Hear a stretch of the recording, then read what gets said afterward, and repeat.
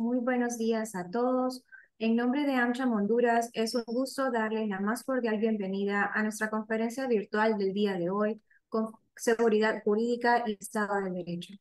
Agradecemos el apoyo de nuestros aliados estratégicos, la Embajada de Estados Unidos en Honduras, a su equipo de trabajo, también al Departamento de Estado de Estados Unidos y a Cyrus Vance Center of International Justice, quienes han hecho posible que realicemos el evento del día de hoy. También agradecemos a nuestros miembros de Sponsors Club, quienes hacen posible que realicemos todas estas actividades. Se trata de Platino, Argos, Chevron, Consortium Legal, Crowley, Dargas, Deloitte, Dinant, Diunsa, Dole, Ficosa, GK, Distribuidora Ismania, Pangea, Securities y Seguros Atlántida. Aprovechamos también para agradecerles a todos por su presencia en esta importante conferencia. Como AmCham esperamos que sea de muchísimo provecho para todos ustedes y que logremos evacuar sus objetivos. A todos los participantes, desde ya, les comento que pueden enviarnos sus preguntas por medio de la sección de Q&A habilitada en la parte inferior de la pantalla de Zoom si están desde sus computadoras o en la parte superior si están desde sus móviles. Al finalizar la conferencia tendremos un espacio de preguntas y respuestas en la cual se estarán despejando sus dudas. Sin embargo, nuestros conferencistas estarán respondiendo algunas consultas durante la conferencia. Y sin más preámbulo, le cedo la palabra a la abogada Irma Salinas, miembro de la Junta Directiva de AmCham Honduras y gerente de Asuntos Corporativos para Roche, quien nos estará dando unas palabras de bienvenida. Adelante, abogada. Muchas gracias, Daniela. Buenos días a todos, colegas y amigos de la Embajada Americana, delegación del Departamento de Estados de los Estados Unidos, miembros de la Junta Directiva de AmCham, socios de AmCham y público en general. En nombre de la Junta Directiva de AmCham, me es grato darles la más cordial bienvenida a nuestra conferencia Estado de Derecho y Seguridad Jurídica. Es un honor para mí darles la bienvenida a este importante evento en el que se discutirán temas fundamentales para el fortalecimiento y el desarrollo de nuestra sociedad. Quiero comenzar por agradecerle a la Embajada, a su equipo de trabajo, al Departamento de Estado y al Cyrus Vance Center of International Justice por reservar este espacio para compartir información relevante de este tema tan importante. Hoy nos encontramos reunidos para reflexionar sobre la importancia de la seguridad jurídica y el Estado de Derecho en la construcción de un país más justo y equitativo. En un mundo en constante cambio, es crucial contar con un marco legal sólido que garantice la protección de los derechos y libertades de todos los ciudadanos. Durante la próxima hora y media, tendremos la oportunidad de escuchar a destacados especialistas y expertos en el ámbito jurídico, quienes compartirán sus conocimientos y experiencias en la materia. Será un espacio para el intercambio de ideas en busca de soluciones que nos permitan avanzar hacia una sociedad más segura y justa. A lo largo de la conferencia exploraremos diversos temas como la lucha contra la corrupción, la protección de los derechos humanos, la igualdad de género, entre otros. Estoy segura de que estas discusiones nos brindarán herramientas valiosas para enfrentar los desafíos actuales. Bienvenidos sean todos y aprovechamos para darle la más cordial bienvenida a los conferencistas del día de hoy, Todd Grider, miembro rector y director de Cyrus Vance Center of International Justice, y Jaime Alor, Chávez Alor, director de Política Latinoamericana. Muchas gracias por acompañarnos y bienvenidos nuevamente. Muchísimas gracias, abogada. Y antes de iniciar con la jornada de esta mañana, quiero ahondar un poco más acerca de las reseñas de nuestros conferencistas y especialistas en el tema. Y se trata, como bien lo dijo Todd Crider, abogado socio del bufete Simpson Thacher en New York y miembro rector y director del Centro Cyrus Vance de Justicia Internacional. Es director de la práctica de Latinoamérica del bufete Simpson Thacher, asesorando clientes en transacciones financieras corporativas internacionales, fusiones y adquisiciones empresariales y financiamiento de proyectos. Divide su tiempo entre New York y San Pablo, Brasil. En finanzas corporativas, Todd ha dirigido transacciones en Latinoamérica y Europa, incluyendo asesorías en ofertas de capital y endeudamiento de parte de emisoras de Brasil, Chile, Argentina, México y Colombia, así como de España y Portugal. Ha gestionado asuntos para clientes como BAML, BTG Pactual, Citigroup, Credit Suisse, Goldman Sachs, JP Morgan y Morgan Stanley. Frecuentemente ha solicitado para presentar sobre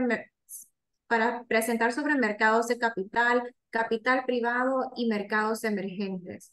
También lidera actividades de pro bono. Es miembro del cuerpo rector y del comité ejecutivo del Centro Cyrus Vance de Justicia Internacional, del cual fue presidente fundador. También sirve como representante del Vance Center en las directivas de la Red Pro Bono de las Américas y del Consejo de Abogados para los Derechos Civiles y Económicos de las Américas. También es vicepresidente y miembro del Comité Ejecutivo de la Fundación de Bosques Nublados de los Estados Unidos y miembro del Consejo Asesor de la Facultad de Artes y Ciencias Howard de Stanford University. También contamos con la participación de Jaime Chávez Alor, quien es director de políticas para América Latina del Centro Cyrus Vance Center de Justicia Internacional desde el 2018. Es responsable de administrar el Consejo de Abogados de Derechos Civiles y Económicos y de liderar otras iniciativas relacionadas con políticas públicas en materia anticorrupción, independencia judicial y apoyo a la sociedad civil en América Latina. También es responsable de la coordinación de la Red Pro Bono de las Américas. Antes de incorporarse a Vance Center, el Magister Chávez Alor trabajó en 3 poderes del gobierno federal mexicano. Se desempeñó como el jefe de unidad de ética, integridad pública y prevención de conflictos de intereses en la Secretaría de la Función Pública y anteriormente como titular de la Coordinación de Asuntos Internacionales y Agregadurías de la ahora Fiscal General de la República. Trabajó antes también como asesor en el Senado de la República y del presidente de la Suprema Corte de Justicia. También ha trabajado como experto en análisis normativo y de diseño institucional. Y ahora sí, sin más preámbulo, para dar inicio con la conferencia, tenemos algunas consultas para Jaime. ¿Cómo está Honduras en los índices sobre el Estado de Derecho y seguridad jurídica? Muchísimas gracias, Daniela, y quisiera iniciar por agradecer muchísimo la invitación a participar en este importante foro, hablando de un tema que es fundamental para los países, sobre todo en Latinoamérica. Traigo una presentación para dar respuesta a esta primera pregunta, entonces voy a proceder a compartir mi pantalla.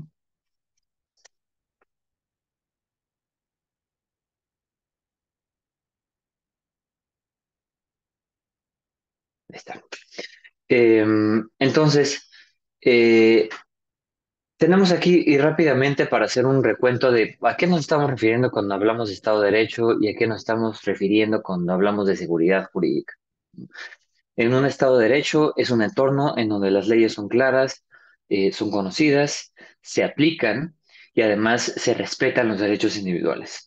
Cuando hablamos desde la seguridad jurídica nos referimos a que hay leyes claras y consistentemente aplicadas, que hay una interpretación uniforme también de esta ley y que no es que de un día para otro cambien el significado, la interpretación de lo que pueda haber, ¿no? Para el Estado de Derecho y la seguridad jurídica, uno de los ejemplos más importantes tiene que ver, por ejemplo, la protección de los derechos de propiedad, el respeto a los contratos, ¿no? Entonces, traemos aquí varios índices que son importantes comentar en esta ocasión. Y quisiera antes de pasar a hablar de cada uno de los índices, mencionar que hay que tomar estos índices como una información que es recopilada a través de diferentes metodologías dependiendo de la organización, ¿no? Y que muchos se basan en percepción, pero también tienen algunos datos objetivos que nos indican eh, información importante con la que están construidas estos índices, ¿no? El primero que tenemos es el índice de Estado de Derecho del World Justice Project. Es una organización basada en Washington, D.C. y ellos evalúan alrededor de 120 países alrededor del mundo, ¿no? Y dan una calificación, sí, dan una calificación, un puntaje y además un ranking de los países. mejor país en Estado de Derecho, según este ranking, es Dinamarca, Noruega y luego Finlandia. Y en los últimos lugares tenemos a Afganistán, a Camboya y a Venezuela, ¿no? Honduras, por ejemplo, ustedes pueden ver, Dinamarca está en el lugar número 1, Venezuela está en el 140, Honduras está en el 121, ¿no? Este índice del Estado de Derecho se construye a través de 8 factores que tienen que ver en los límites al poder público, la ausencia de anticorrupción, digo, la ausencia de corrupción más bien, gobierno abierto, derechos fundamentales, orden y seguridad, en la implementación de la regulación, justicia civil y justicia criminal. Entonces, para ponerles un ejemplo aquí, por ejemplo, ¿no? Este factor primero que es los límites a los poderes gubernamentales. Verán ustedes que aquí hay un comparativo desde el año 2015 al 2022 y lo que se puede ver es que de 2015 tener una calificación de 0.45 de 1, ¿no? Bajó, en 2021 fue la calificación más baja y en 2022 subió un poquito más. Pusimos abajo El Salvador y Guatemala para que se vieran los comparativos, ¿no? De en dónde están, siendo ahorita Honduras para 2022 el que tiene la calificación más baja en este factor. Aquí están los otros factores, ¿no? Bueno, la división de estos factores, perdón, del primero, de límites del poder del gobierno. Primero está el tema de la legislatura, del judicial, de los instituciones encargadas de auditoría y revisión independiente, eh, si las personas servidoras públicas son sancionadas en caso de que haya mala conducta o alguna falta. Después, el 1.5 tiene que ver si los poderes gubernamentales están sujetos a revisión de entidades no gubernamentales. Y el último punto tiene que ver con la transición del poder si está sujeta a la ley, ¿no?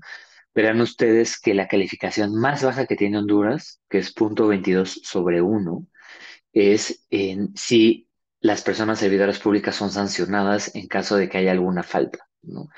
Y esto es grave porque en el índice global queda en el lugar 138 de 140, ¿no? Es bastante bajo.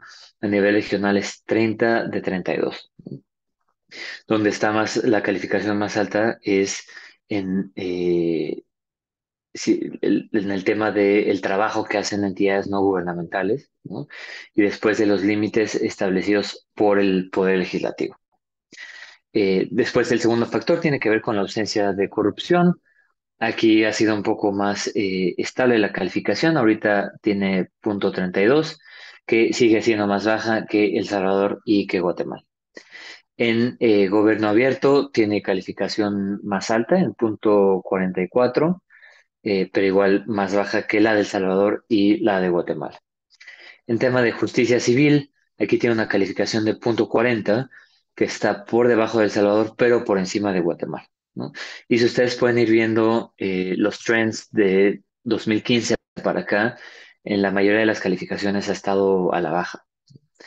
Eh, Aquí, por ejemplo, está la calificación genérica de Estado de Derecho, donde en comparativos de El Salvador, Guatemala y Honduras, Honduras a nivel global tiene el lugar 121 de 140, El Salvador está en el 102 y Guatemala en el 110, ¿no?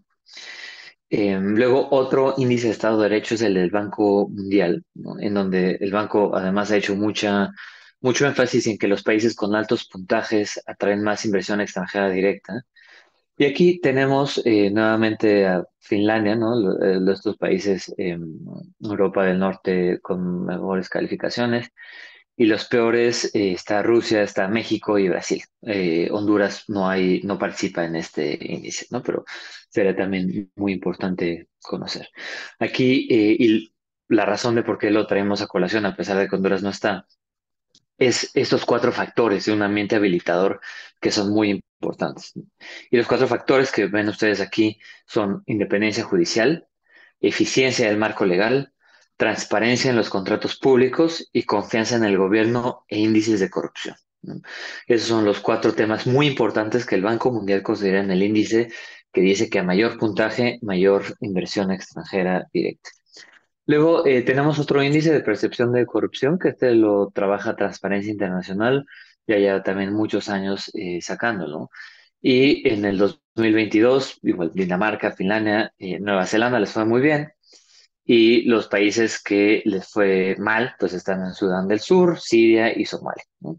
Y que además coincide con que son tres países que han estado afectados por conflictos prolongados y pues que esto ha afectado la capacidad de luchar contra la corrupción y aumenta la percepción de corrupción, ¿no?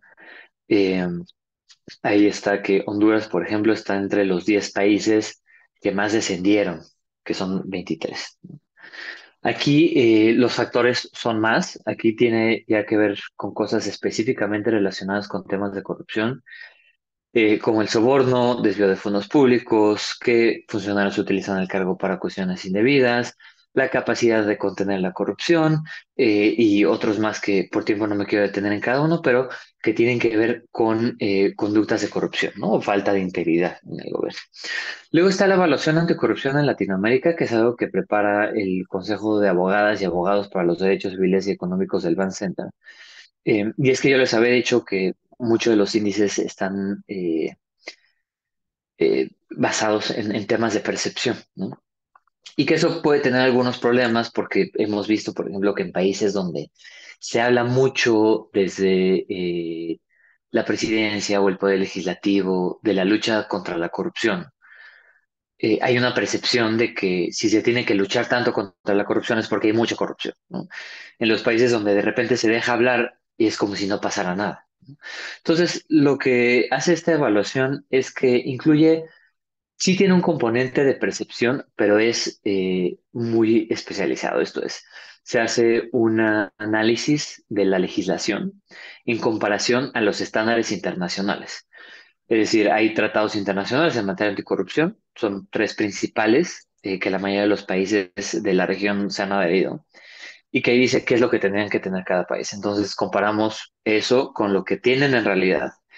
Y luego hay una parte que tiene que ver con la percepción, pero esa percepción no es del público en general, sino de personas de la comunidad jurídica que se encargan o que tienen algún conocimiento específico en temas de anticorrupción, ¿no? Entonces, abogadas y abogados de despachos, firmas de abogados que trabajan en temas de anticorrupción, jurídicos de empresas que pues también tienen muy presentes los temas de corrupción en el país, academia, sociedad civil, es decir, abogadas y abogados que le saben al tema anticorrupción, ¿no? Entonces, aquí hay una calificación general, pero está dividida también en la legislación, en las autoridades, ahí en el caso de autoridades es capacidad e independencia, y luego la implementación, ¿no? Esto da resultados interesantes. Por ejemplo, México y Perú tienen las calificaciones más altas en la legislación, pero tienen calificaciones bajas para la categoría de autoridades y de implementación, ¿no? Uruguay y Chile, que son los dos países mejor calificados, no son los que tienen el marco jurídico más robusto, pero son los que mejor implementan y los que sus autoridades son más independientes y más capaces, ¿no? Entonces, si buscamos la calificación de Honduras, verán que es 4.05 sobre 10, ¿no? Y tiene una calificación de 7.72 sobre 10 de legislación, que no es tan terrible, ¿no?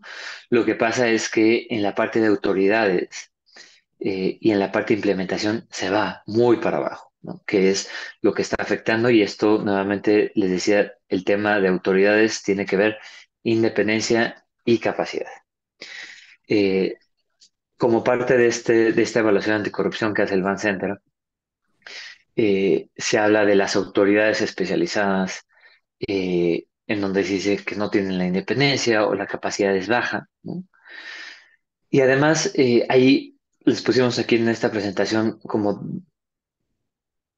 distinguido por sector público y sector privado, qué es lo que está faltando, ¿no? Para decir, bueno, se podría hacer un mayor esfuerzo, ¿no?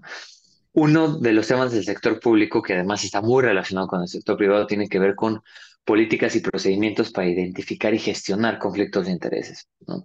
Que esto, los conflictos de intereses generan actos de corrupción, o percepción de actos de corrupción, ¿no? Pero que afecta mucho en estos índices. Esto va relacionado con el tema de la rendición de declaraciones de intereses, que es muy importante del sector público, ¿no? Sobre todo en su relación con el sector privado. Y esto tiene que ver con personas servidoras públicas dando contratos a empresas en las que tienen alguna participación o que son de algún familiar, ¿no? Que es algo que pasa en toda la región, pero que por eso es uno de los temas que los países que lo tienen han logrado dar un salto en este sentido, ¿no? Y en la parte del sector privado verán ustedes que hay muchos cositas en rojo. Y eso es que como parte de los esfuerzos del sector privado contra la corrupción, mucho tiene que ver con la prevención, ¿no? Y como parte de esta prevención es qué tanto la legislación pide o exige que empresas cuenten con ciertas medidas de prevención de la corrupción, ¿no? En la mayoría de los países de Latinoamérica no es obligatorio estas medidas, ¿no?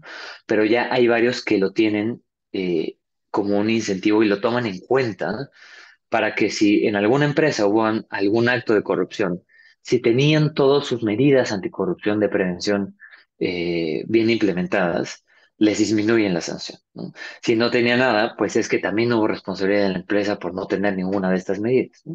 Ahora, estas medidas son cuestiones de control de auditoría, códigos de conducta, que haya una cultura en donde los superiores definen que la empresa se conduce con integridad, que haya procedimientos internos de denuncia, protocolos de investigación, ¿no? Y seguramente hay muchas empresas que lo tienen, sobre todo las empresas multinacionales o internacionales, pero lo van a tener por una política de la empresa que muchas veces viene de otro lado, pero no porque en Honduras eso exista, como una parte de la política de prevención contra la corrupción, ¿no? Y entonces hay una serie de recomendaciones que tienen que ver, por ejemplo, modernizar las normas de ética para prevenir conflictos de intereses, un marco jurídico anticorrupción para empresas privadas, promover la protección a denunciantes, mejorar la coordinación entre autoridades anticorrupción. Pero bueno, esta evaluación está pública en la página de internet del Bancenter, la podemos compartir también para que se las hagan llegar, pero trae un poco el análisis también de cuáles son estos temas, ¿no? Y el tema es que un fuerte Estado de Derecho reduce las posibilidades de corrupción, ¿no? Y promueve un entorno de negocios más competitivos, más transparente y más responsable. Eh, lo dejo hasta aquí para no extendernos también muchísimo en el tiempo, pero esa es la idea general de cómo está Honduras en estos índices en comparación con otros países y cuáles son algunos puntos de preocupación muy claros de lo que van en esto, ¿no? Tenemos otro documento que tiene que ver con la independencia judicial, pero a lo mejor podemos hablar un poquito de eso adelante. Muchas gracias. Muchas gracias, Jaime. Todd, de acuerdo con esta información y en tu experiencia como abogado transaccional, ¿cómo estos índices podrían impactar el ánimo de los inversionistas? Bueno, primero un placer estar con ustedes. Como han indicado, soy Todd Kreider y soy socio de Simpson Thacher and Bartlett, que es un despacho de 140 años de trayectoria en Wall Street en Nueva York. Um, Mi trabajo involucra mucho representación de instituciones financieras y también private equity firms y empresas estratégicas en los Estados Unidos y en la región.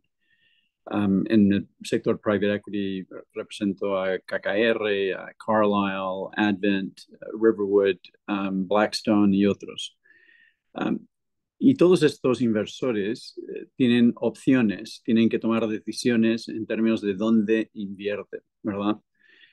Y dentro de los factores que miran, obviamente está obtener una diversificación geográfica, pero dentro de las geografías tienen que escoger entre países, entre oportunidades que se les pueda presentar. En ese contexto, estos índices sí son uno de las referencias que ellos hacen, ¿verdad? Obviamente nos ha tocado en diversas ocasiones recibir llamadas de clientes que también quieren establecer un headquarters o quieren establecer un centro para nearshoring, por ejemplo. y nos consultan sobre opciones de países. Y una de las referencias que usamos nosotros mismos en dar esa asesoría son estos referentes, ¿no? Porque el mercado y las empresas quieren entender cuáles son los riesgos, cuáles son las ventajas y desventajas de diferentes lugares. Entonces, para estos inversionistas, estos temas son importantísimos y sí son puntos de referencia. Entonces ahí pues hay como decimos en inglés, good news and bad news. El bad news es que obviamente hay mucho trabajo por hacer. El good news es que tenemos mucho que hacer y la historia no se ha parado. Los desafíos continúan, los retos continúan, pero eso nos debería llevar a motivación y acción. Obviamente hay diferentes tipos de inversionistas. Inversionistas que compran bonos, inversionistas que están comprando acciones. Después hay inversionistas estratégicos, hay inversionistas de infraestructura, en agricultura, en diferentes industrias. Y la sensitividad de estos inversionistas ante estos temas va a variar. Pero al final, la realidad hoy día es que cada país compite por inversión con otros países.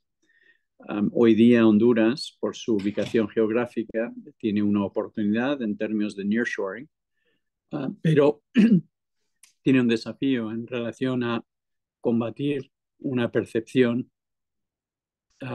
de ciertos desafíos internos que pueden complicar para un inversionista la permanencia de su inversión y su protección.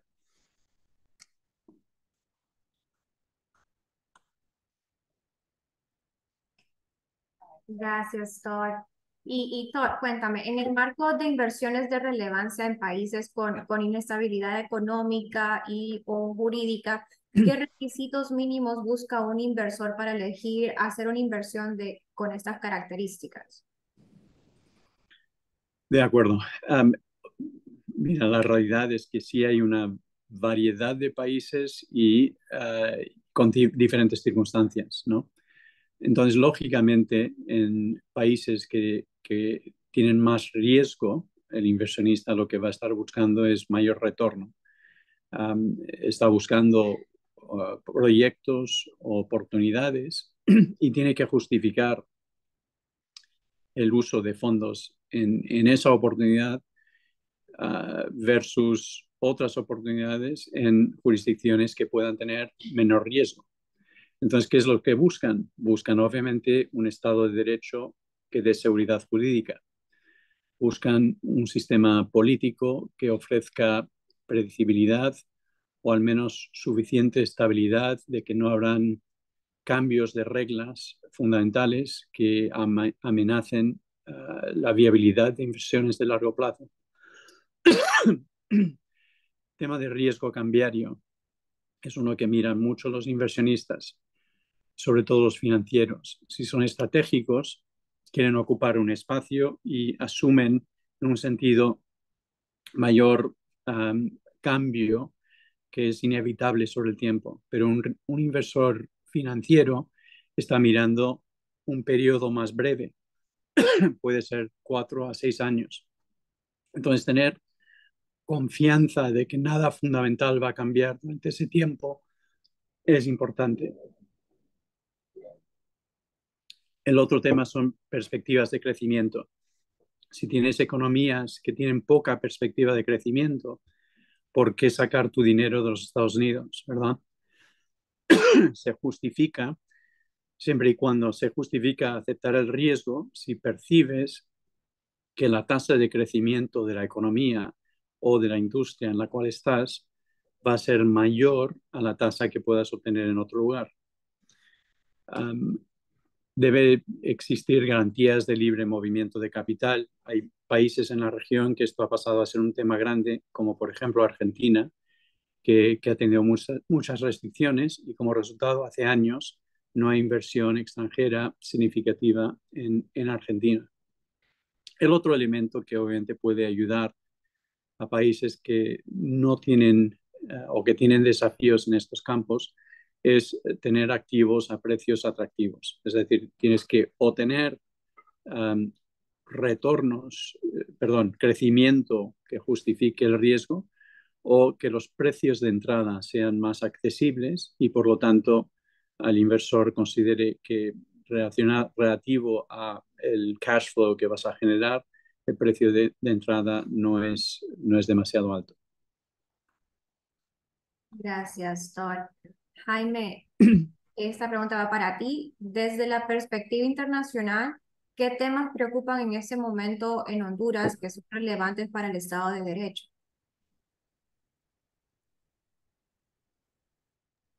Muchas gracias, Daniela. Y quisiera empezar a contestar tu pregunta, ¿no? Contestando otra de las preguntas que vi que está en el Q&A de una vez, porque es justamente el tema que estamos hablando, ¿no? Y es que preguntan sobre el establecimiento de la Comisión Internacional contra la Impunidad, digo, contra la corrupción en Honduras, ¿no? Está la CICI, que pues fue un compromiso de campaña de la presidenta y que fue algo que entusiasmó mucho a la a la comunidad internacional, ¿no? Y que, bueno, un esfuerzo como este siempre pues lleva tiempo y requiere de muchas discusiones y de muchos arreglos de los detalles, porque es donde ahí puede estar el éxito o no de una comisión como esta. Pero creo que la atención de la comunidad internacional en la CICI o en la posible CICI tiene que ver con una atención importante a los temas de corrupción, ¿no? Y que es una de las cuestiones que desde el exterior pues se ven como prioritarias, porque se ha visto que en países que han podido acabar, o digo, nunca se acaba, pero que han podido combatir o generar las capacidades para combatir la corrupción, pues han tenido un gran avance, ¿no? Eh, este sería, yo te diría, uno de los temas. Otro de los temas tiene que ver con la importancia de que el legislativo pueda discutir en un proceso de parlamento abierto ciertas leyes que son muy importantes para el país, ¿no? Que tienen que ver con temas fiscales de impuestos, de beneficios finales, de secreto bancario. Eh, que eso significa no nada más que un día ya esté hecha la ley, esté publicada y que entre en vigor, sino que puedan tener un proceso legislativo abierto, ¿no? En donde se sepa cuáles son las iniciativas que se están discutiendo, cuáles son los puntos que se van a tomar en cuenta, que haya discusión, que se socialice, que se tomen en cuenta grupos que van a estar directamente trabajando en la implementación de estos leyes, por supuesto a las autoridades, pero también de la sociedad, ¿no?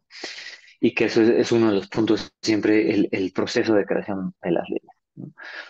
Hay otro tema que tiene que ver con elección de autoridades, que es que pues ya se lleva más de un mes sin que se pueda haber un consenso en el Congreso para elegir al fiscal o el fiscal adjunto.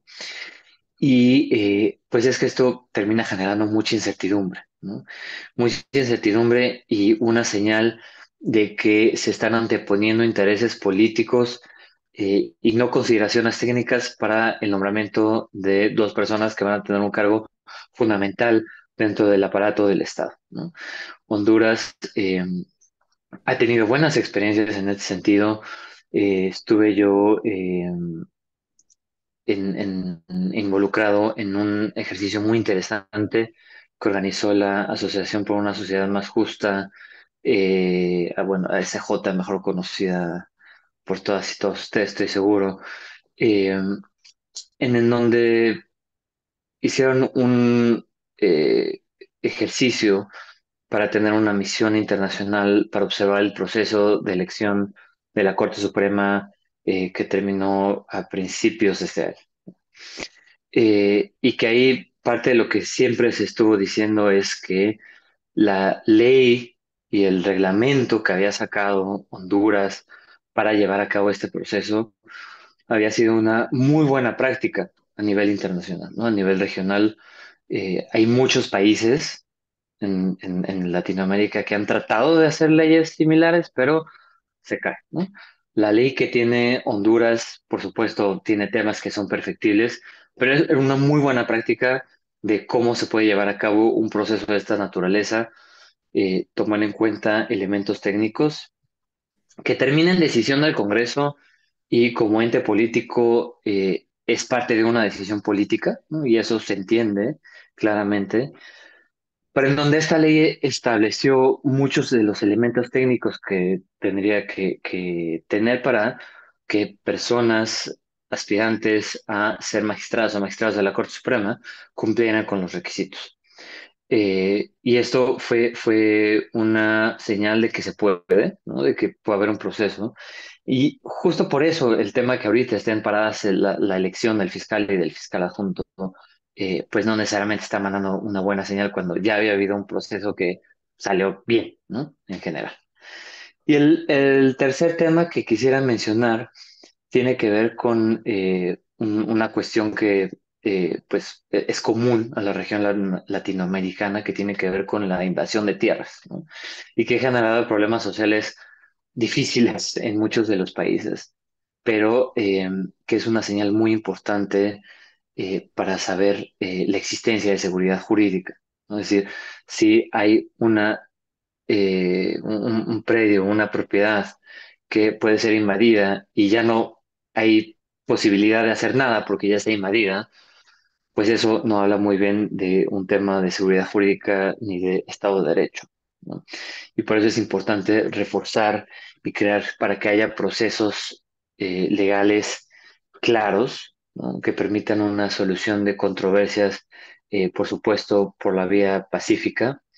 eh, pero que es un tema muy relevante hablando de certeza jurídica y de Estado de Derecho, ¿no? Si quieres, lo dejo ahí por ahora. Muchas gracias. Gracias, Jaime. Todd, estaba para ti. Entiendo que trabajas como abogado de empresas de equity, tales como KKR, Carlyle, Advent, Riverwood, Patria y otros. ¿Cuál es la visión que en general proyecta Honduras hoy en Estados Unidos o en el exterior como potencial mercado donde invertir? ¿Será posible identificar circunstancias dirimentes a favor o en contra que caractericen al país y lleven unívocamente a una decisión? Mira, desafortunadamente, en mi experiencia, el interés de los grandes de private equity es bajo en relación a Honduras y en general en relación a Centroamérica. Eso deriva principalmente de el tamaño de los mercados, ¿verdad? No es tanto necesariamente un comentario sobre el Estado de Derecho como tamaño de mercado, lo cual creo que es un punto importante. Obviamente una oportunidad de la región siempre ha sido lograr una mayor integración entre las economías, una mayor apertura para crear un ambiente más amplio y más dinámico. Entonces, yo vería esa restricción de nuevo como un desafío generacional de reducir las barreras entre los países y lograr como tal un mercado más amplio. Um, por supuesto, hay algunos fondos con enfoques más regionales y curiosamente hemos encontrado también algunos fondos caribeños que están también con interés en Centroamérica.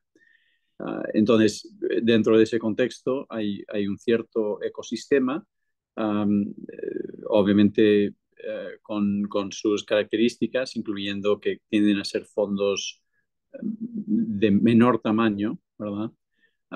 Pero con interés en la región. Y de nuevo, dentro de ese contexto, estos factores pasan a ser importantes, ¿no? Si estás mirando una inversión y opciones pueden incluir Honduras, El Salvador, Panamá, Costa Rica, estos factores pasan a ser relevantes en mirar la opción de dónde vas a invertir. creo que hay preguntas sobre qué hacer y creo que podemos llegar a esas preguntas en un momento, pero quisiera responder a una pregunta en concreto. Hay una pregunta sobre los bonos soberanos y en qué medida estos índices pueden afectar los bonos soberanos. En ese contexto afectan menos. Los bonos soberanos es otro tipo de inversor, no es un inversor que queda preso, son bonos que obviamente se pueden comprar y vender. Entonces hay menos preocupación de que yo invierto en un activo y ese activo queda preso y si hay cambios en el país puede afectar mi capacidad de venderlo o por lo menos o puede afectar la viabilidad de ese negocio, ¿verdad? Entonces es otro cálculo. En ese caso es simplemente mirando el riesgo de que no te pague el soberano versus la tasa que recibes. Por supuesto, parece que esa percepción de riesgo soberano ha disminuido, estaba en un negative watch y ahora se ha estabilizado. Entonces, de nuevo, creo que es el cálculo de un inversor en sovereign bonds es algo diferente, ¿no? Lo mismo para un inversor en bonos corporativos. Está mirando el riesgo de repago el obligado bajo ese bono. Um, de nuevo, muy diferente a lo que llamaríamos un foreign direct investment o un private equity, que tienen otros cálculos. Gracias, Thor. Y continuando contigo, ¿qué riesgos perciben los inversionistas en países con deficiencias en su Estado de Derecho? Um, a ver, bueno, muchos, ¿no? Pero voy a dar unos ejemplos específicos de otros países que hemos encontrado nosotros en nuestra práctica. Hemos tenido clientes que han comprado y después han descubierto que existía fraude o algún grado de corrupción.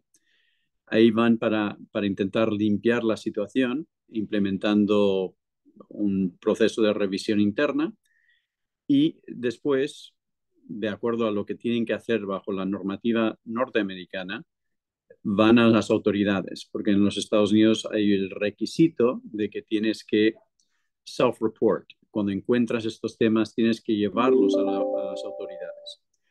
Y si tienen que self-report en los Estados Unidos, la conclusión es que uno tiene que hacerlo en ese mercado también. Es decir, la primera pregunta de los reguladores o del Departamento de Justicia en los Estados Unidos va a ser si has reportado esto en el país donde ocurrió. Y la experiencia ha sido negativa. Es decir, reportas en ese país que ha habido eventos de corrupción, que ha habido eventos de fraude y en general la experiencia es que las autoridades no responden. ¿Okay? Las autoridades en los Estados Unidos responden, revisan y llegan a conclusiones de si hubo comportamiento negativo, si se debe imponer una multa o algún tipo de internal reporting o algún cambio en lo que hace la empresa. Pero en la región no hay reacción. Entonces, eso deriva de dos temas. Uno, de falta de recursos, falta de entrenamiento, falta de personal entrenado debidamente para llevar a cabo estas investigaciones. Y dos, lamentablemente, deriva de corrupción, ¿verdad? Esas autoridades después reciben pagos de las personas que llevaron a cabo los actos corruptos y como resultado hay un parálisis, ¿verdad? Y no se llevan a cabo inversiones. Cuando esto ocurre, la confianza del inversor internacional queda destruida. Y hemos visto inversores enormes que mucho podrían contribuir al desarrollo de países en la región que se han retraído y han dicho no vuelvo a este país o a esta región porque no siento que el Estado de Derecho sea suficientemente robusto para proteger mis intereses, ¿verdad? Segundo, es temas, y este es un tema muy serio que estamos viendo sobre todo en México, que es lo que yo llamaría en inglés the weaponization of criminal justice. Es cuando intentas usar el sistema criminal, el sistema penal en un país para lograr ventaja en situaciones de disputas contractuales o civiles. Les explico cómo esto ocurre. Vendes una empresa, alguien dice, oye, creo que los estados financieros están mal. Bajo el contrato, tú tienes tienes recurso hasta X, y hay una discusión de si la contabilidad estaba mal o bien. Lo que está ocurriendo es en ese momento acuden a los tribunales penales y buscan un juez que esté dispuesto a emitir órdenes de arresto por fraude penal contra el auditor y contra la empresa, ¿verdad? Muchas veces puede haber disputas contables legítimas, ¿no? Que sí se encontró un error o que hay diferentes opiniones sobre las políticas y cómo deberían ocurrir. Y tradicionalmente eso se desarrolla en cortes civiles y hay dinero que se tiene que pagar o no. Pero lo que se logra con esto es crear un punto de leverage, un punto de presión enorme sobre empresas internacionales que por sus preocupaciones de reputación, preocupación por su propio personal, no están dispuestos a incurrir el desgaste y el riesgo que representa tener acusaciones criminales contra su personal. Entonces, este abuso del sistema penal para lograr ventaja en disputas civiles es otra amenaza significativa. Um, por supuesto, hay más. Un tema muy grande en Brasil que a mí, por lo que yo entienda, no es un tema en Honduras, es muchas excepciones creadas por la legislatura que crean excepciones a la protección de responsabilidad limitada para un accionista de una empresa. Entonces, en Brasil hay muchas excepciones, incluyendo corrupción, que a pesar de no haber indicaciones de la participación de un accionista en corrupción, se puede indirectamente hacer responsable al accionista. Entonces, tú puedes estar en Nueva York como gerente de un fondo y resulta que una empresa en Brasil participó de alguna forma en corrupción y tú puedes ser hecho responsable por multas a nivel accionista a pesar de no haber ninguna evidencia de conocimiento o participación, ¿verdad? Si hay un problema con consumidor, se penetra. Es decir, hay excepciones de este tipo que de nuevo, pueden ser muy problemáticos para empresas y reducen el apetito para invertir en ciertos países. Gracias, Todd. La siguiente pregunta va para ambos. ¿Cómo los abogados pueden ayudar a identificar y reducir estos riesgos? ¿Como sociedad civil se puede llegar a influenciar?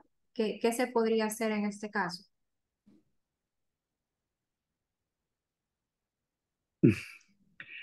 Bueno, de hecho esto es algo que Jaime y yo trabajamos mucho conjuntamente, ¿no?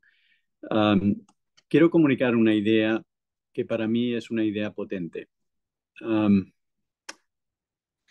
Es que history is contingent. Es decir, lo que es la historia de la humanidad o de nuestro país no está escrito y cambia. Y dentro de esto es la idea de que cultura es mutable. Es decir, que cultura cambia también. Puede cambiar para bien y puede cambiar para mal. El hecho de la mutabilidad de cultura humana y de que la historia no para, no está escrita, para mí es tanto una advertencia como una enorme oportunidad. Un libro para los que les guste leer de estas cosas que les recomendaría mucho es Why Nations Fell, de Acemoglu y Robinson, dos escritores. Y habla mucho de este concepto, de por qué una nación es exitosa y otra que puede estar al lado no lo es, ¿verdad? Históricamente había siempre ideas de dialécticas, como dialéctica marxista o dialécticas de determinación basado en geografía o recursos minerales, etcétera. Todas estas cosas, geografía y recursos, obviamente tienen un gran impacto.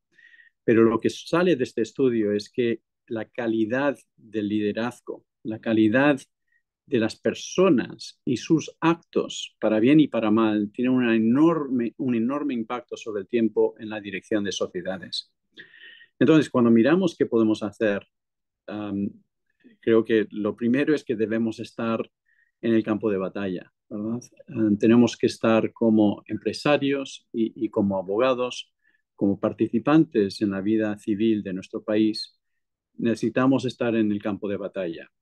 Si no lo estamos, eventualmente nuestras instituciones van a ser, a estar bajo amenaza y van a fracasar.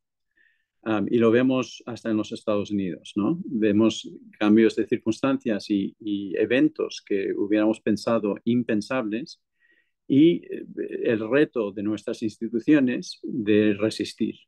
Y entonces, de estos eventos hasta en los países con mayor tradición, creo que aprendemos que necesitamos estar involucrados. Entonces, ¿cómo se puede hacer?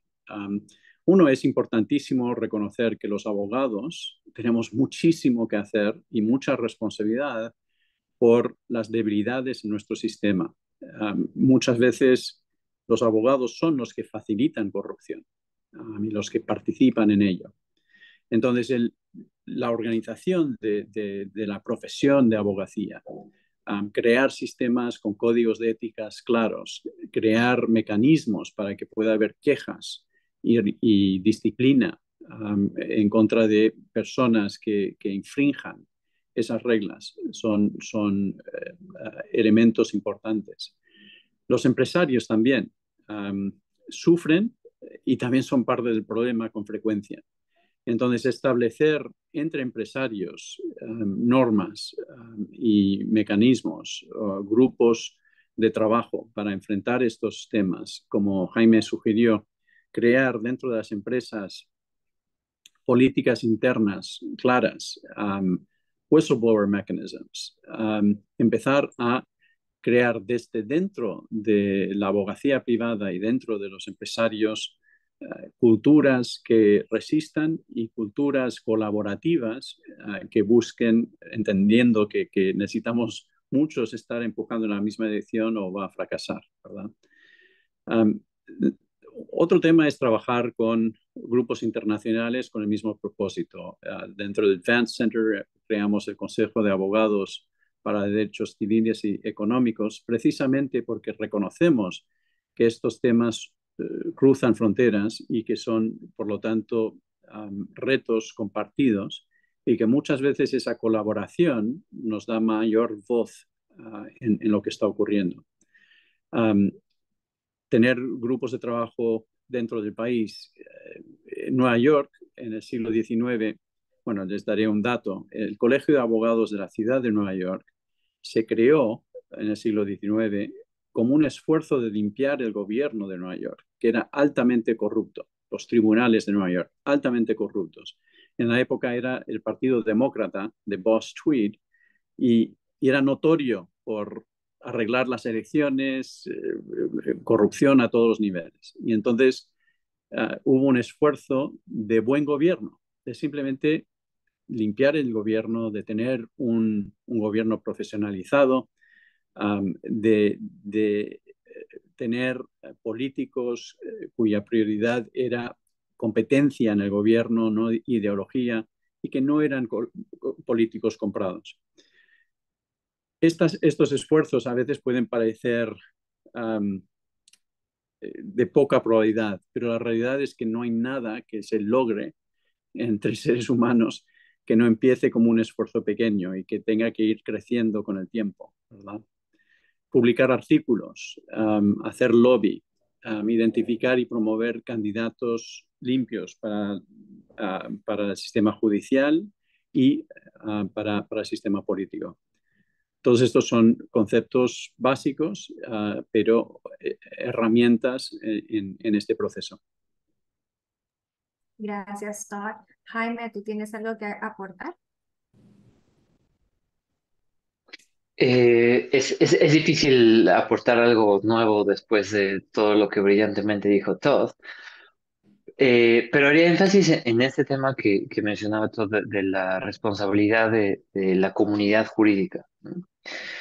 Nos ha pasado en algunos países que abogadas y abogados de cierto sector dicen, bueno, pero yo soy abogado corporativo, ¿yo qué tengo que ver con los temas de corrupción? ¿No? O yo qué tengo que ver con los temas de independencia judicial.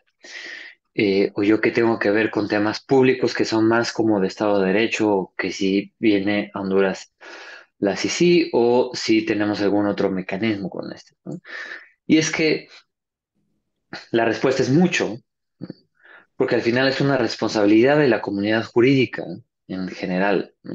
En donde todas y todos los abogados forman parte, pero donde la comunidad jurídica, por, por su composición y la relevancia del trabajo que realizan, tiene una responsabilidad de trabajar esto también, ¿no?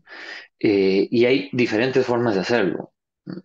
Ya mencionaba todas algunas, yo mencionaría una adicional que tiene que ver trabajar con las organizaciones locales que están empujando estos esfuerzos, ¿no?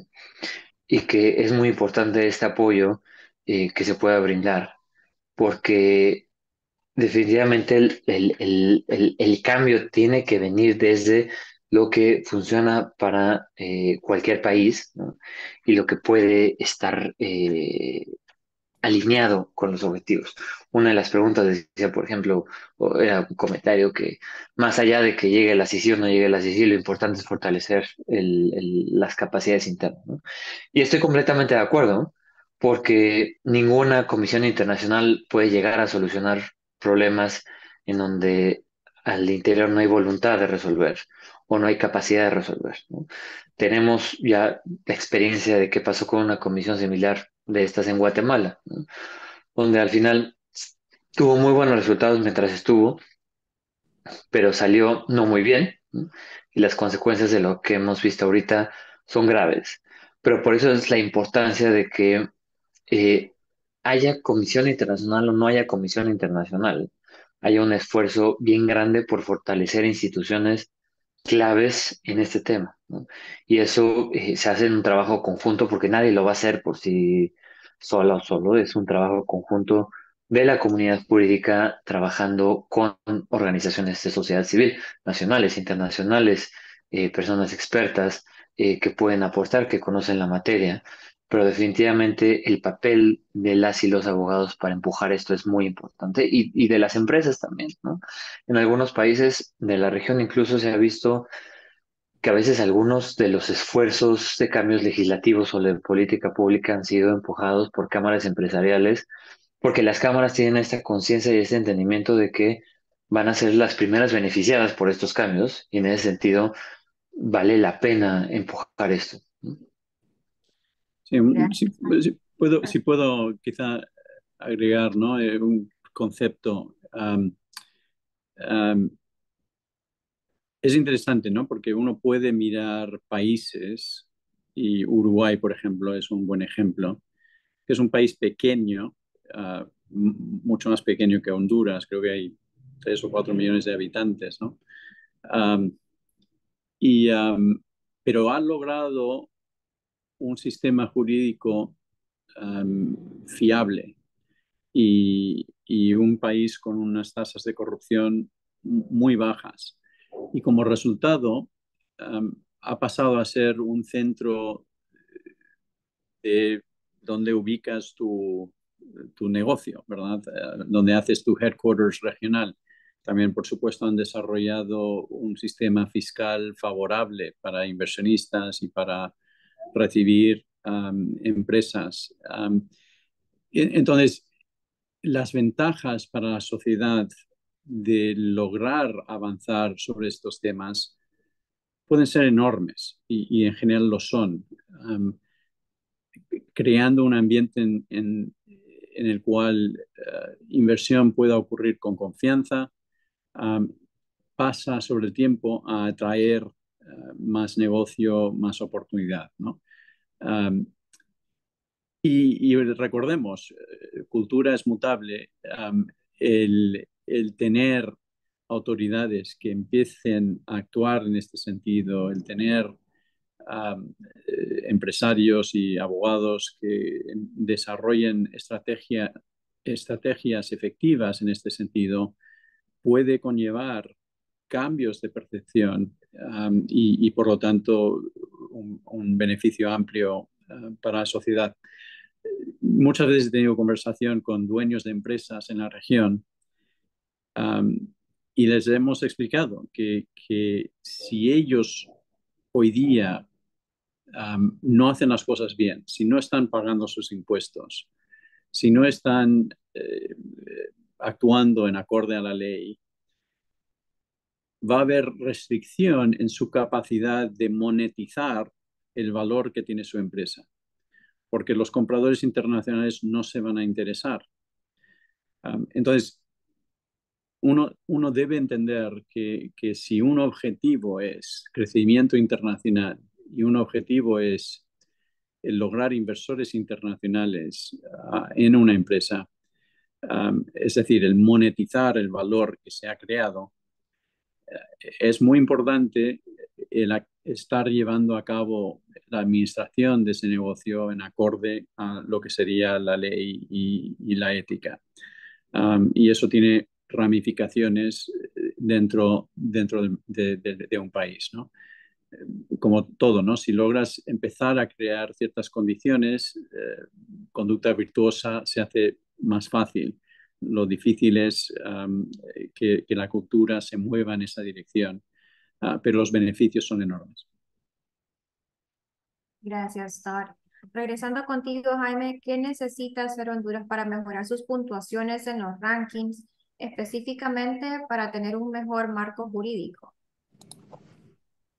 Bueno, lo que yo diría es que es una respuesta que se dice muy fácil, muy difícil de implementar, pero tiene que ver con revisar la normatividad y armonizarla en gran parte con los estándares internacionales, ¿no?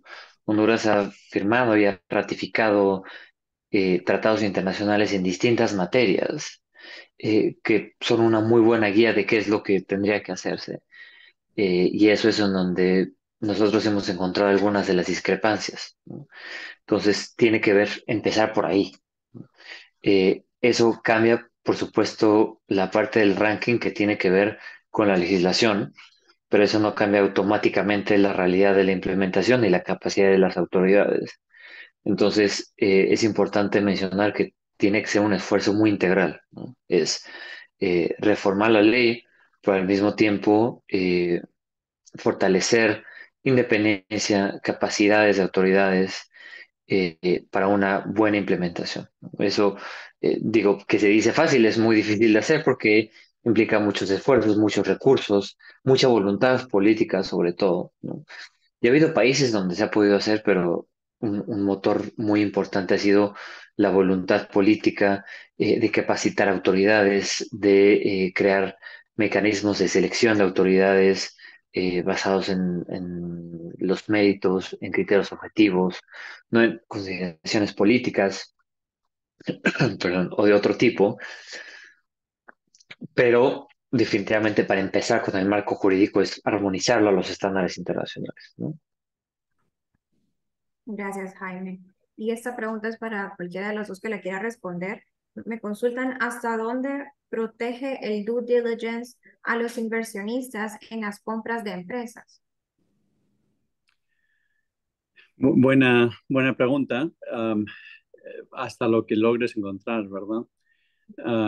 Y el due diligence, para los que no operan en este campo, es el trabajo de revisión que se hace antes de comprar una empresa. Y en general involucra diferentes niveles. En general hay un due diligence financiero que lo lleva a cabo expertos en auditoría, ¿no?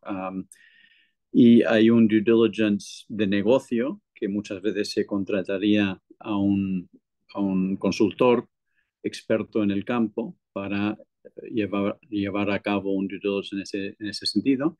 Y hay el due diligence jurídico que llevan a cabo en general los abogados dentro del país e internacionales. Y el objetivo es obviamente identificar temas que puedan ser problemáticos.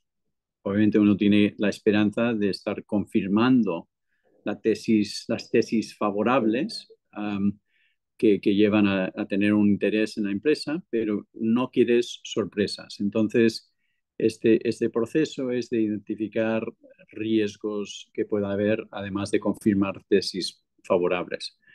El problema es que, obviamente, uno de los problemas es que si hay alguien que está escondiendo cosas, pasa a ser muy difícil de encontrar, ¿verdad?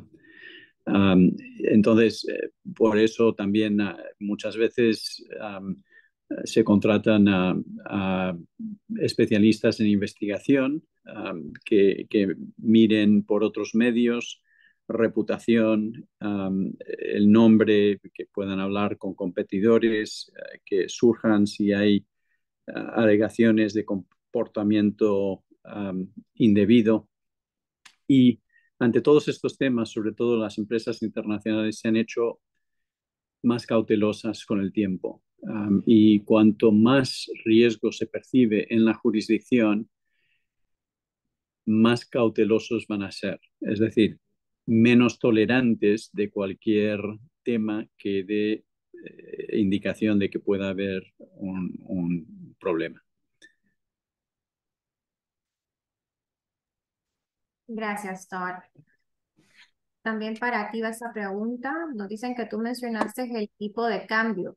¿Cómo influye el análisis de riesgo jurídico financiero de los inversionistas extranjeros el hecho de que un país de Latinoamérica esté dolarizado? Esa pregunta es interesante, obviamente, sobre todo hoy día, porque tenemos las elecciones y el candidato Milei en Argentina buscando dolarizar esa economía. Y bueno, yo soy amigo de algunas personas que están por detrás de ese concepto, que eran banqueros en Nueva York que ahora asesoran. Um, no lo sabemos todavía, creo. No hemos tenido esta experiencia en una economía tan grande. Um, yo entiendo las motivaciones en este caso y es que Argentina tiene 60 años de populismo y ha sido incapaz de ejercer disciplina sobre el proceso de imprimir dinero, ¿no? Y de hecho, no hay país en el mundo que tenga un récord tan malo como Argentina. Y entonces están buscando algo dramático que tendría el efecto de impedir que eso siga ocurriendo. Obviamente hay problemas serios que puede desencadenar, incluyendo, por supuesto, de una sociedad mucha resistencia cívica, porque va a repercutir en muchísimos aspectos de la vida de los argentinos, en menos divisa disponible, ¿verdad? Y uno pierde control de su política monetaria. Entonces, es un experimento arriesgoso que algunos han concluido tiene beneficios que justifican ese riesgo. Pero creo que el tiempo lo dirá y creo que inicialmente habría bastante cautela porque el récord de Argentina de mantener un curso disciplinado sobre el tiempo es muy negativo. Gracias, Thor. Igual esa consulta es para cualquiera de los dos que la quisiera responder. Con relación a buenas prácticas de cumplimiento y antisoborno, existen normativas como la ISO 37301 e ISO 37001 orientadas a mitigar estos puntos. Existen ejemplos en la región donde por medio de la legislación se ha exigido implementar modelos de este tipo. ¿Sería factible esto en Honduras?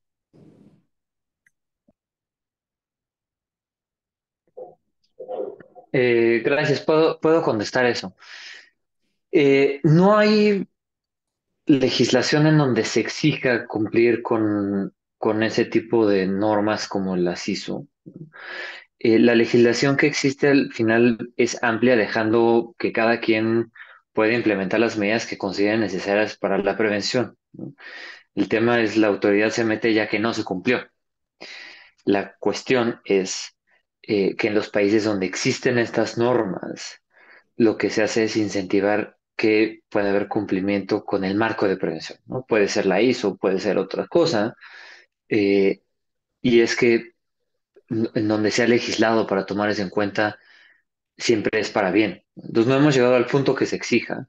En algunos países ha habido discusión, todavía no estamos ahí, pero para ponerles un ejemplo, en el Perú o en México, por ejemplo, si una empresa,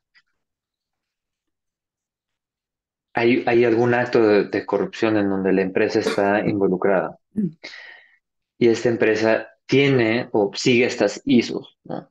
U otra cosa que no tiene que ser las ISOs, pero si siguiera estas ISOs y logra demostrar eh, que las implementa, que da seguimiento, que actualiza sus normas, que hace la verificación, lo que va a pasar es que la autoridad le va a reducir una posible sanción, porque la empresa hizo todo lo que estaba de su parte por que esto no pasara. Puede pasar, pero entonces la sanción va a ser mucho menor, ¿no? En ese nivel estamos de legislación. En México y el Perú son los dos países que tienen esto legislado de mayor manera, pero no se exige todavía. Sí, Jaime levanta un punto fundamental, ¿no? Y es que muchas veces hay un golfo entre lo que está en libro y la realidad, ¿verdad? Y los países en general han hecho un buen trabajo en lo que está escrito. Y eso es resultado de muchas personas de buena voluntad trabajando sobre tiempo y organizaciones internacionales enfocados en esto. Um, pero donde hay mucha debilidad es en los recursos y en la implementación, es decir, la voluntad política y el asegurar que para estas cosas tan fundamentales para la sociedad hayan recursos adecuados. Voy a dar un ejemplo aquí de los Estados Unidos, ¿no? Mucha criminalidad hoy día existe en el mundo del Internet, ¿verdad? Y las autoridades históricamente no tenían la sofisticación tecnológica. Entonces, ha habido que invertir mucho para desarrollar las herramientas para que las autoridades puedan estar um, dentro de la lucha contra fraude y otros temas que están ocurriendo sobre el Internet. En una investigación de corrupción, es muy difícil llegar a la verdad. Y las herramientas pasan con frecuencia a ser contables, pasan a ser tecnológicas, de poder acceder a mensajes, poder acceder a emails, um, a cuentas bancarias. Entonces hay mucho trabajo por detrás de lograr traer a justicia elementos de corrupción. Para ello se necesitan profesionales y presupuesto adecuado para llevar a cabo este trabajo y obviamente instrumentos de castigo criminal que se perciban como reales y que afecten las decisiones de conductas de las personas. Gracias, Tori. Continuando contigo, aquí dicen que les llama la atención sobre el cambio de pensamiento en New York que mencionaste para promover mayor integridad en el siglo XIX. ¿Cuál fue el detonante del cambio y qué tipo de coyunturas o crisis puede producir un cambio en Honduras hacia mayor integridad? Bueno, Tuvimos muchos escándalos en el siglo XIX, entonces no sé si era cuestión de un escándalo, pero sí había mucho abuso, y que llevaba a un alto grado de incertidumbre ante los tribunales, y que pasó a ser notorio el grado de corrupción, ¿no? Y que si querías ciertos resultados pagabas ciertos montos, y que las elecciones en sí se compraban, ¿verdad? Entonces, eh, ante esa situación, la, una cierta élite de negocio y de abogacía empezó a organizarse. Y lo menciono porque muchas veces, y esto lo tengo yo también, ¿no? Estamos en nuestras torres haciendo nuestro trabajo y siendo productivos en sociedad, lo cual si uno es productivo, genera empleo, pagas tus impuestos, es un elemento cívicamente responsable y fundamental para una sociedad. Pero uno se da cuenta al final que eso no es suficiente, ¿no? Que además de hacer esas cosas necesitas um, ser participante en um, en este mundo muchas veces caótico. Y para las empresas es difícil porque una empresa es jerárquica y pides algo y se logra, y cuando sales a ese mundo pues es lo contrario. Um, pero creo que en ese momento en Nueva York hubo esta sensibilidad y sí hubo un esfuerzo de empezar a organizarse. Um, Dentro de eso, Theodore Roosevelt, que pasó después a ser presidente, fue una de las personas muy activas a nivel de ciudad de Nueva York, entre otras muchas, ¿no? Actuando bajo esta bandera de gobierno limpio, ¿verdad? Gracias, Todd. Aquí nos dicen, es importante ir fortaleciendo las instituciones estatales para enfrentar la corrupción incrustada en el aparato estatal. ¿Qué creen se puede recomendar a nuestras autoridades para avanzar hacia la seguridad jurídica y el Estado de Derecho?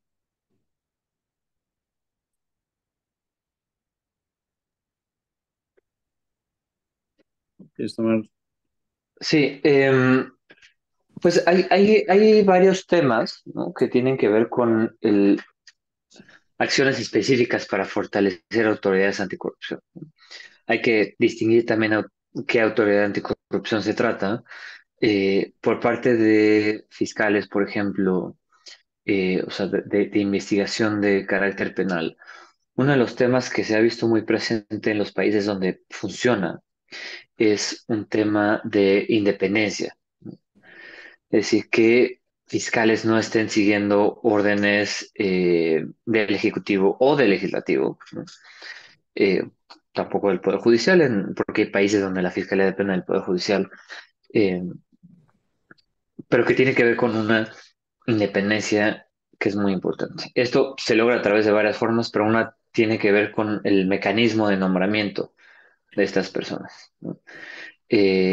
En la mayoría de los países ya los fiscales están fuera del Ejecutivo, pero eso también lleva a que haya una serie de negociaciones si es el del legislativo, si es de otros órganos, de comisiones mixtas para elegirlo, ¿no? Entonces, un tema tiene que ver con eso, otro tema tiene que ver con mucha capacitación. Y aquí hay gobiernos que hacen muchos esfuerzos de cooperación internacional para ayudar a capacitar fiscales. Eh, y eso por la parte fiscal, ¿no? Poder judicial, por ejemplo, también es muy importante. eh, Tiene nuevamente que ver con la creación de eh, una carrera judicial verdadera, ¿no? En donde pueda haber jueces que ingresan a la carrera judicial por méritos, en donde están sujetos a mecanismos de evaluación y disciplina con base en criterios objetivos, que hay mecanismos claros para los ascensos o para las promociones, mecanismos claros de evaluación, y todo esto tiene que ver con la transparencia, ¿no? Nosotros hicimos con una asociación judicial un diagnóstico sobre la independencia judicial en Honduras, que también está disponible en nuestra página de internet y se los podemos hacer llegar, pero que habla sobre muchos de estos aspectos, ¿no? Y que en trabajo que hemos desarrollado con los jueces, una de las principales preocupaciones en los trabajos anticorrupción tiene que ver con su independencia y su capacidad para conocer de estos casos tan complejos, ¿no? Ya todos mencionaba que los casos de corrupción son muy difíciles de investigar, son muy difíciles de juzgar porque por su naturaleza hay muchas cuestiones que son muy difíciles de probar, ¿no? A veces no hay mucha evidencia o a veces hay demasiada evidencia, ¿no? Entonces, que fiscales y jueces tengan la capacidad para procesar toda esa información termina siendo un problema en términos de capacidad, ¿no? Hay países en la región donde se han creado fiscalías anticorrupción específicas y siempre uno de los obstáculos ha tenido que ver con la capacidad, ¿no? Que se necesitan muchas personas, se necesitan muchos recursos, se necesita mucho expertise, eh, y no nada más de abogados, sino también de forense, contadores, es decir, un equipo multidisciplinario que pueda llevar a cabo una muy buena investigación, eh, que en Estados Unidos es algo muy común, pero que en Latinoamérica desafortunadamente no. Ahora hay otras autoridades anticorrupción desde el punto de vista administrativo, eh, que los principales problemas terminan siendo generalmente independencia, ¿no?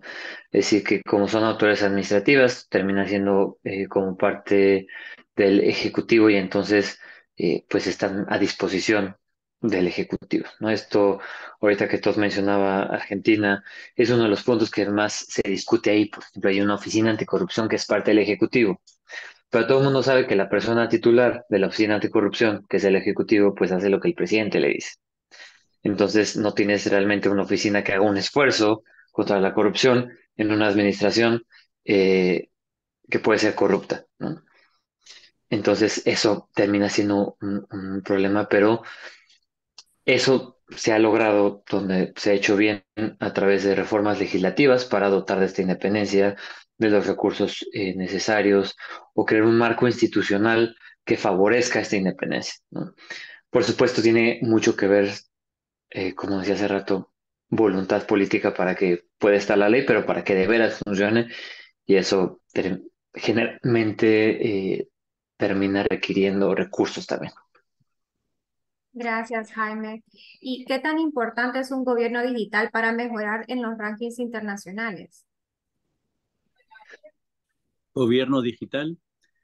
Am, bueno, no, a ver, obviamente cualquier cosa que contribuya a mayor efectividad del gobierno y menos oportunidad de corrupción puede impactar favorablemente, ¿verdad? Entonces, si por gobierno digital evitas requisitos, bueno, oportunidades de exigencia de soborno o pagos para facilitar, obviamente el gobierno digital puede ser una parte de una estrategia que va a mejorar esos rankings. Um, vi aquí preguntas sobre si en la ausencia de recursos efectivos en Honduras, si tribunales internacionales o en los Estados Unidos podrían ser de recurso. También un comentario de una persona dedicada a comunidades indígenas. Um, en términos generales, los Estados Unidos no va a intervenir en temas que son de jurisdicción hondureña, ¿no? Temas extraterritoriales a los Estados Unidos, los tribunales van a declinar cualquier jurisdicción sobre esa temática. Y hay reglas y normas que se han desarrollado para determinar cuándo la jurisdicción americana se ha visto impactada y por lo tanto cuándo se asumiría jurisdicción sobre la temática de disputa. Pero como regla básica, si los eventos ocurren en Honduras entre hondureños, uno puede asumir que no va a haber jurisdicción americana. Um, el tema indígena es muy interesante. Yo he dedicado mucho esfuerzo sobre los años, incluyendo participando en casos ante la Corte Interamericana de Derechos Humanos. Y el tema es grave porque hay mucha impunidad y hay, en general, las cortes no han respetado a los pueblos originarios. Entonces es un desafío lograr que los tribunales administren correctamente. Sí ha habido muchos éxitos en Colombia, en Ecuador, en Brasil recientemente, en los cuales los tribunales nacionales han respaldado a pueblos originarios en sus reclamos. Um, por supuesto, en ese campo, como involucra los derechos humanos, sí tienes acceso a tribunales internacionales. Sin embargo, esos tribunales, en concreto la Corte Interamericana, está sobrepasada con casos, ¿verdad? Entonces, siempre estás hablando, a menos que sea un caso emblemático que decidan asumir con mayor velocidad, estás hablando de un proceso que se alarga años y años y que puede no llegar a verse. Entonces, bueno, es un desafío, pero parte de crear un sistema de Estado de Derecho es que sea un Estado de Derecho que proteja a todos, no solo a ciertas personas. Entonces, los pueblos originarios son un importante elemento. Gracias, Thor. Y ya para eh, terminar con la sección de preguntas y respuestas, sabemos que quedan todavía muchas, pero en aras de tiempo creo que vamos a tener que responderlas luego. ¿Qué cambios creen ustedes o qué recomendaciones nos dan que podamos hacer para que pueda mejorar el Estado de Derecho y seguridad jurídica en el país?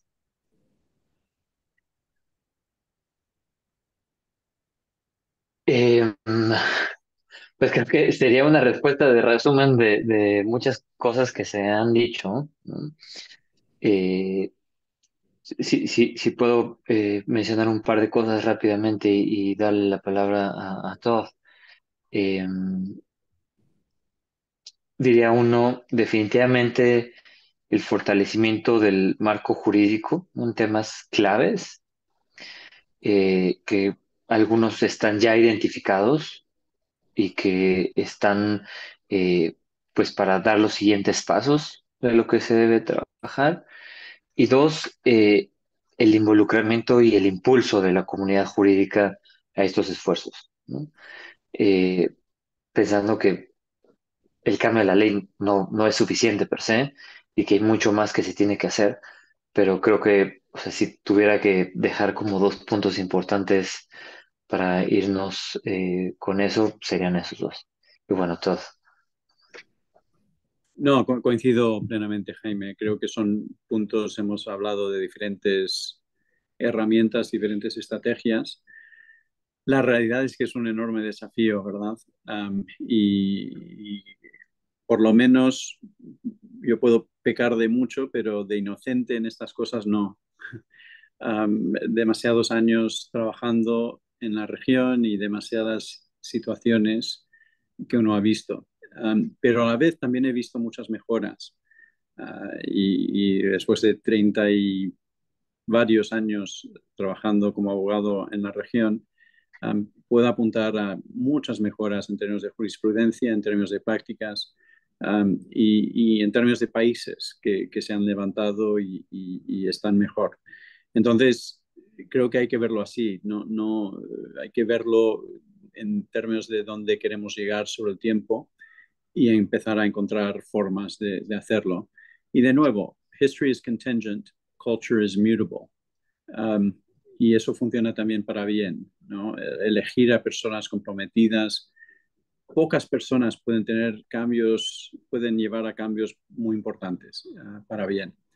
Um, bueno, en cualquier caso, gracias por tenernos hoy con ustedes. Muchísimas gracias a ambos, Tori y Jaime, por las aportaciones que nos han hecho esta mañana. En realidad han sido muy valiosas y pues con eso hemos llegado al final de la conferencia. Nuevamente, muchas gracias por su tiempo, por haber compartido con nosotros toda esta información tan relevante de la seguridad jurídica y el Estado de Derecho. Nuestro especial agradecimiento a la Embajada de Estados Unidos en Honduras, su equipo de trabajo, al Departamento de Estado y al Cyrus Vance Center of International Justice por habernos brindado este tiempo y habernos permitido llevar a cabo este evento. También agradezco nuevamente a nuestros miembros de Sponsors Club, quienes hacen posible todas estas actividades. Se trata de nuestros miembros Platino, Argos, Chevron, Consortium Legal, Crowley, Dagas, Deloitte, Dinant, Diunsa, Dole, Ficosa, GK, Distribuidora Ismania, Pangea, Securities y Seguros Atlántica. También a todos nuestros participantes, muchas gracias por habernos acompañado en esta jornada. Les recordamos que si desean ver nuevamente esta conferencia, les invitamos a suscribirse a nuestro canal de YouTube. Nos pueden encontrar como AmCham Honduras, donde pueden encontrar todas nuestras conferencias y seminarios en línea. De igual manera, se les estará enviando el link con la conferencia de YouTube a sus correos. Les invito también a seguir nuestras redes sociales, Twitter, Facebook, LinkedIn e Instagram. Nos encuentran como AmCham Honduras, en las cuales los mantendremos informados acerca de nuestros siguientes seminarios y conferencias. Sin más, damos por concluido la jornada del día de hoy nuevamente. Muchísimas gracias a todos y que tengan un feliz día.